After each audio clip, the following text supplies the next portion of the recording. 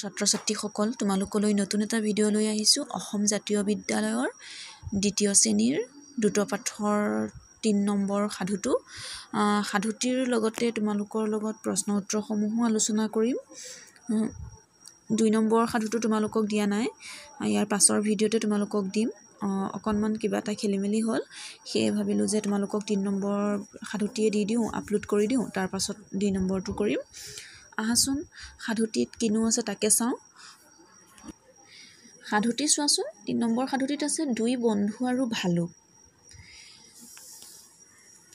বন্ধুটো চিনি পাইছা হয়নে নহয় বাৰু চোৱা এখন ঠাইত কণ আৰু ধন নামেৰে দুজন বন্ধু আছিল দুয়োজন একদম মানে তোমালোকৰ যেনেকৈ বন্ধু থাকে ন ফ্ৰেণ্ড থাকে এই ফ্ৰেণ্ডকে মানে বন্ধু বুলি কয় অসমীয়া এদিন দুয়ো ফুৰিবলৈ গ'ল ঘূৰি আহোঁতে গধূলি হ'ল মানে দুয়ো ফুৰিবলৈ গ'ল আৰু দেই তাৰপিছত যেতিয়া ঘূৰি আহিছিল উভতি আহোঁতে কেতিয়া হ'লগৈ কিমান সময় গধূলি হ'ল মানে সন্ধিয়া হৈ গ'ল উলটি অহাৰ বাটত আকৌ এখন হাবি পালে বা হাবি আছিলে তাতে আকৌ দূৰত একে বাঘ ভালুকৰো মাত শুনা গ'ল ডাঙৰ হাবি আৰু তাত বাঘ ভালুক সকলো ধৰণৰ জীৱ জন্তু পোৱা যায় গম পালানে বাৰু তেতিয়া কণে ধনক ক'লে মোৰ হ'লে বৰ ভয় লাগিছে ধন যদি বনৰীয়া জন্তুৱে খেদি আহে কি কৰিবা এইষাৰ হ'ল কণে ধনক কৈছিলে দেই এই কথাষাৰ মনত ৰাখিবা তেতিয়া ধনে ক'লে দুয়ো একেলগে থাকিলে বনৰীয়া জন্তুৰ পৰা হাত সাৰিব পাৰিম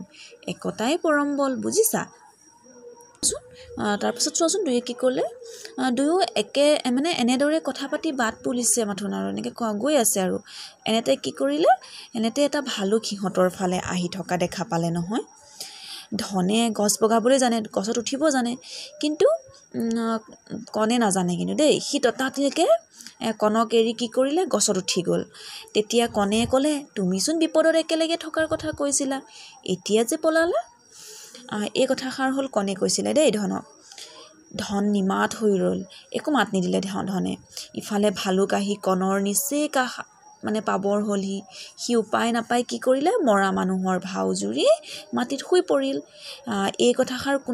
কেনেকৈ গম পালে জানা সি যে মৰা মানুহৰ ভাও জুৰিব লাগে এই কথাষাৰ আইতাকৰ মুখত শুনিছিল যে ভালুকে বোলে মৰা মানুহ নাখায় তাৰপিছত চাওচোন ভালুক অহাৰ লগে লগে কণে উশাহ নিশাহ বন্ধ কৰি দিলে উশাহ নিশাহ বন্ধ কৰি দিয়াৰ লগে লগে ভালুকে ভাবিলে যে মৰা মানুহ বুলি তাৰপিছত চাওচোন ভালুকে তাৰ নাকে মুখে শুঙি চাই মৰা মানুহ বুলি ভাবি গুচি গ'ল ভালুক আঁতৰি যোৱাত ধন গছৰ পৰা নামি আহি কণক ক'লে ভালুকে তোমাক কাণৰ কাষত কিবা কোৱা যেন পালোঁ সি যে শুঙি চাইছিল ন নাকে মুখে কাণে মুখে সেইকাৰণে